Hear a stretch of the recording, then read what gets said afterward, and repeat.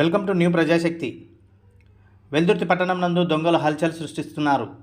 రాత్రి 2 గంటల సమయంలో 2 స్థానాలలో దొంగతనానికి గురైన ఘటన సోమవారం చోటు చేసుకుంది. సీసీ ఫుటేజ్ల ఆధారంగా దొంగలు దోపిడీ చేసినట్లు షాప్ యజమాని వివరించడం జరిగింది.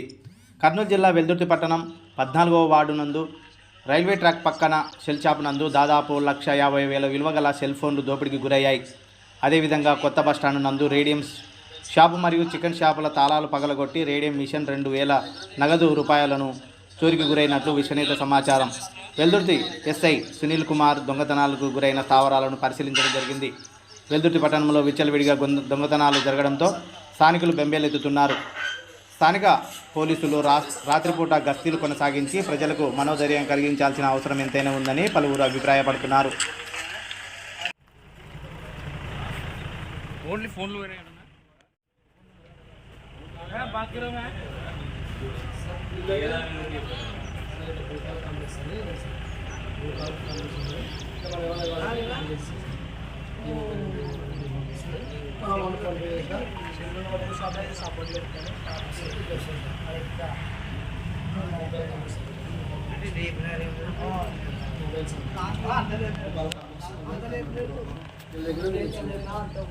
మొబైల్ ఎప్పుడప్పుడు అప్డేట్ ఈ రేటింగ్ మొబైల్స్ వాళ్ళకి షాప్లో ఉంటుంది, మనం తెచ్చుకుంటాం అన్నమాట.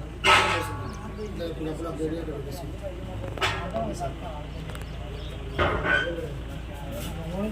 సార్ కొత్త ఇన్స్టిట్యూషన్ చేస్తే 40,000